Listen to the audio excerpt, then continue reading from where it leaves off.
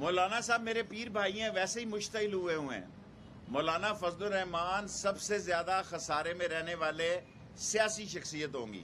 دینی شخصیت کی حیثیت سے میں ان کا ساری زندگی احترام کروں گا۔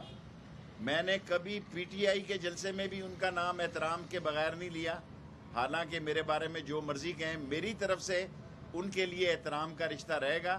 لیکن ایک خبر ان کو ضرور دینا چاہتا ہوں کہ یہ سارے ان کے معاملات جو ہیں الٹیمیٹلی فضل الرحمان صاحب آپ کے کھاتے میں پڑنے جا رہے ہیں، آپ نقصان میں رہیں گے۔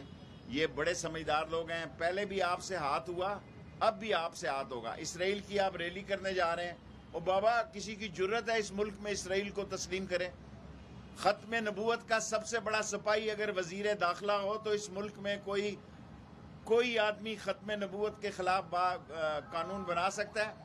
اور میں چیلنج کرتا ہوں، جو ختم نبوت کے خلاف قانون بن رہا تھا وہ مسلم لیگ نون لا رہی تھی، اور اس میں قومی اسمبلی میں فضل الرحمان کی جماعت نے ووٹ دیے، میں نے اس کو روکا۔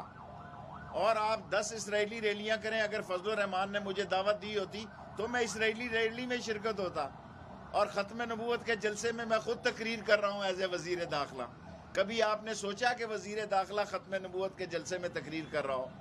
اور اب اور بھی دعوت آئے اور بھی تقریر کروں گا۔ یوٹیوب پر گوگلی ٹی وی دیکھنے کے لیے youtube.com کی سرچ بار میں گوگلی ٹی وی ٹائپ کریں۔